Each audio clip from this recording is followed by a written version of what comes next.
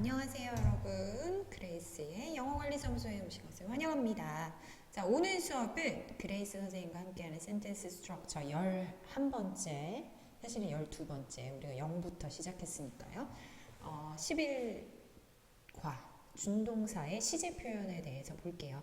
자, 지난 시간까지 우리가 준동사의 어떤 준동사가 뭔지, 준동사가 어떻게 품사 전환을 하는지, 또 의미상의 주어는 어떻게 되는지 이런 것들에 대해서 살펴봤는데 오늘은 이제 시제 표현에 대해서 한번 살펴볼게요. 시제를 어떻게 표현하는지에 대해서 살펴보겠습니다. 자, 준동사의 시제 표현은 자, 여기 우리 구조는 똑같고요. 그쵸? 이제 준동사로도 시제를 나타낼 수가 있어요. 그래서 크게는 시제는 이제 단순 시제와 완료 시제를 설명하는데 우리가 좀 영어에서 헷갈리는 문제가 바로 이 완료 시제예요. 우리말에는 완료 시제를 사용하지 않기 때문에 이거를 상당히 헷갈려 할 수가 있어요. 우리가 그래서 그거를 조금 공부를 해보고 그리고 태는 어떻게 되는 거죠? 능동이냐 수동이냐. 자, 우리가 있잖아요, 여러분. 그 어법 문제에서 시험 문제 가장 많이 내는 게 뭐냐면 동사 문제예요. 동사. 동사를 시험 문제로 내기도 좋고 사실은 어떻게 생각하면 구조상으로는 변형이 가장 많은 게 동사잖아요. 그래서 동사에 대한 시험 문제를 많이 내는데 동사가 시험 문제로 출제가 됐을 때는 여러분이 세 가지를 살펴보셔야 돼요. 하나는 뭐냐면 수, 그러니까 단수냐 복수냐에 따라서 그게 잘 맞느냐를 살펴보셔야 되고요. 그 다음에 보셔야 될 게 뭐냐면 수일치를 살펴보셔야 되고 그 다음에 시제를 살펴보셔야 되죠. 올바른 시제에 맞게 쓰여졌느냐를 살펴보셔야 되고 세 번째는 태에 대해서 살펴보셔야 돼요. 그래서 태를 수동이냐 능동이냐가 맞게 쓰였느냐, 동사에 밑줄이 쳐져 있고 어법상 어긋난 걸 골라라라고 했을 때 여러분이 이 세 가지를 잘 파악하셔서 맞게 쓰였는지를 살펴보시면 되겠어요. 그리고 지금 우리가 이제 할 거는 이 중에서 시제하고 태에 대해서 공부를 할 건데요. 수는 사실상 현재 시제일 때만 문제가 되죠. 그쵸? 단수냐 복수냐를 주어가 어디냐를 파악하는 게 가장 중요하잖아요. 그렇게 해서 수를 파악하시면 되고 시제하고 태는 수에 상관없이 그쵸? 언제나 중요한 문제이기 때문에 우리가 한번 살펴볼 필요가 있어요. 자, 단순 시제는 어떤 거를 얘기하냐면 우리가 얘기할 때 비과거라고 이해를 하시면 돼요. 비과거라는 거는 현재하고 또는 미래 시제를 얘기하는 거예요. 비과거, 현재나 미래 시제를 얘기할 때 우리가 그 준동사에서 단순 시제를 가져다 쓰는 거예요. 자, 그러면 이제 준동사에서 완료를 얘기할 때는 과거를 얘기하는 거죠. 앞에 거는 비과거, 현재나 미래를 얘기할 때는 to 부정사 그대로 쓰고 동명사도 ing, 분사도 ing 이렇게 쓰는데 자, 완료 시제일 때는 과거의 의미를 갖고 형태는 어떻게 되냐? pp가 원래 오는데 그 앞에다가 have를 가져다 써주면 돼요. 그래서 어떻게 돼요? to have pp, having pp, having pp 이런 식으로 형태가 된다는 것을 기억하시면 될 것 같아요. 자, 그래서 예문으로 좀 잠깐 살펴보면 그 단순 시제의 예문을 잠깐 살펴볼게요. 이 아래다가 좀 써드릴게요. 자, 단순 시제에서 우리가 어떻게 얘기를 할 수 있느냐? 자, my hobby.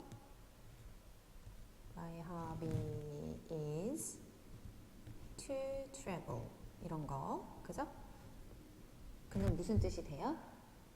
나는 여행하기를 희망한다. 나의 취미는 여행하는 것이다 라는 거예요. 이거는 시제가 어떻게 되든 현재 시제를 나타내는 거죠. 그쵸? 이제 이걸 봐보세요.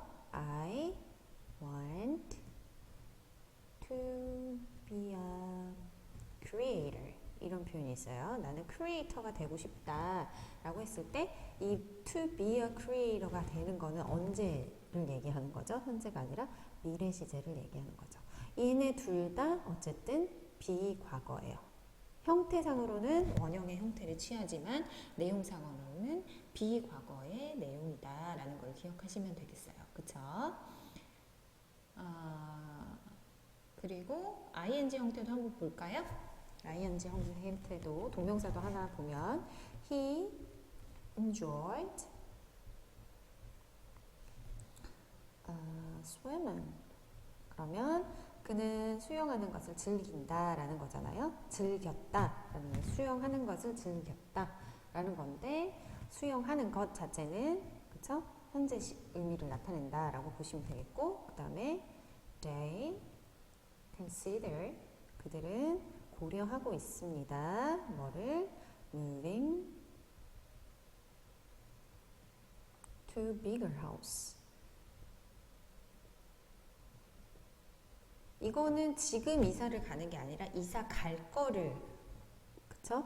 염두에 두고 있는 거잖아요. 그래서 위에 거는 현재 시제를 나타내는 거고 밑에는 미래 시제를 나타내는 거고 요거 역시 둘 다 비과거의 의미를 나타내는 거죠. 그쵸? 자, 이거는 뭐 쓰셔도 되고 한번 보셨는데 이해가 되시면 안 쓰셔도 돼요. 자, 그렇게 하고 넘어가겠습니다. 쓰실 분들은 멈춰놓고 쓰시면 좋겠고요. 자, 이제 지우고 넘어갈게요. 이제 알아볼 거는 이제 과거를 어떻게 나타내느냐 그거에 대한 이제 예문을 조금 살펴볼 텐데요. 자, 과거를 한번 봅시다. 과거의 의미를 나타낼 때는 seems를 사용해서 선생님이 설명을 해줄게요. 자, 과거 지우겠네. 과거 자, seems를 사용해서 만약에 이런 문장이 있어요. He seems to study. 그는 공부를 이거 한꺼번에 쓰고 선생님 설명할게요. 짠! 다 썼지. 보세요. 이 문장들을 보고 이것도 이해되면 그냥 넘어가셔도 되고요. 근데 이건 써도 괜찮을 것 같아요. 보실게요. He seems to study hard. 그럼 뭐예요? 그는 열심히 공부하는 것처럼 보인다 라는 거죠. 두 번째는 He seems to have studied hard. 그러면 이거는 열심히 공부했던 것처럼 보인다. 그쵸? 자, 요거는 시제가 어떻게 돼요? 현재를 나타내는 거예요. 그 당시 이거와 시제가 같은 거죠. 그죠? 근데 이거는 seems보다 더 이전에를 얘기하는 거죠. 공부 열심히 했던 것처럼 보인다. 자, 그 다음은 he seemed to study hard. 그러면 그 당시에, 과거 그 당시에 공부를 열심히 하는 것처럼 보였다라는 거고요. 이거는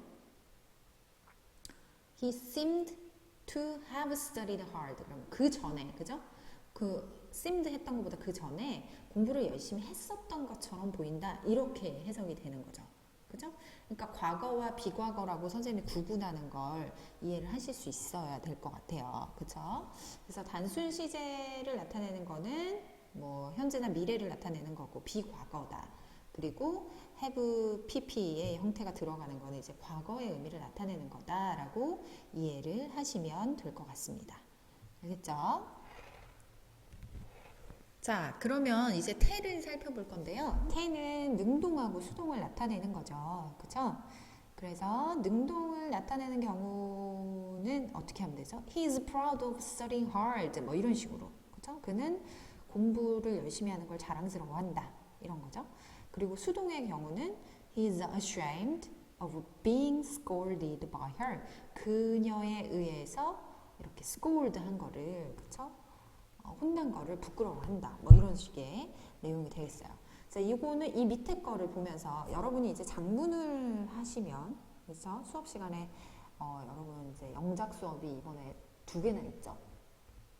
비판적 사고와 영어 작문, 또 영어 독해와 작문이잖아요, 사실. 그래서 그거를 하실 때 이제 여러분이 단순한 문장만 쓰지 마시고 조금 그 범위를 쓸 수 있는 문장의 영역을 좀 확대한다는 차원에서 살펴보면, 자, 이런 문장은 있어요. 나는 그가 그 당시에 배우지 못했던 것이 부끄럽다. 그럼 원래는 그냥 부끄럽다. I ashamed of teach라는 단어를 이용해가지고 그 당시에 배우지 못했던 것이 부끄럽다라는 의미로 쓰이려면 어떻게 해줘야 돼요? 일단은 teach를 배우는 것, 이 오브니까요. 그쵸? 뒤에 뭐가 와야겠어요? teaching으로 바꿔줘야 돼요. 1단계 배우는 것 이거 바꿔주고 그 다음에 어떻게? 배우는 건 어떻게 되는 거예요? 배워지는 거니까요. be 플러스 pp. 아이고, 나 이상했어. 정말 누가 문과 아니랄까 봐. 그쵸? 다시. 자, 여기에다가 teaching을 쓰고 그 다음에 어떻게 돼요? 수동의 의미를 살려주는 거예요. 배우는, teach는 가르치는 거잖아요. 그러니까 배우는 거는 뭐 learn이라는 단어를 써도 되지만 이렇게 해서 pp를 써주면 어떻게 돼요? being taught가 되겠죠. 그렇죠? 이렇게 돼요. 자, 그 다음에 어떻게 돼? 그 당시에 배우지 못했던 거니까 과거 시제를 써줘야 되겠죠. 선생님이 아까 뭐라 그랬죠? 과거를 얘기할 때는 완료 시제를 써주면 된다. 자, 그래서 have 플러스 pp 이렇게 한 번 더 해주면 어떻게 되죠? having been taught 이렇게 되는 거예요. 그렇죠? having been taught 되는 건데 배우지 못했던 거니까 not이 되는 거고요. 그가 배우지 못했던 거니까 어떻게 되겠어요? 선생님 뭐를 쓴다고 했죠? 소유격 쓴다고 했어요. 힘 쓰기도 하는데 그렇죠? 문법상으로는 아직까지는 his가 맞는 거다 라는 얘기를 했었죠. 그래서 이런 식으로 바꿔주면 돼요. 그래서 I'm ashamed of his not having been taught at that time 이런 식으로 결과물이 나오게 되는 거죠. 이해되셨죠? 그러면 우리가 조금 더 내용을 풍부하게 쓸 수 있고요. 이게 사실은 선생님도 그 시제나 뭐 이런 거는 한 번에 와닿지는 않아요. 그래서 이런 거는 어떻게 해야 되냐? 문장을 많이 써보는 게 답일 수 있겠죠. 그렇죠? 그렇게 공부해 오시면 되겠고 시제에 대한 이해를 그렇게 마치고 오시면 될 것 같습니다.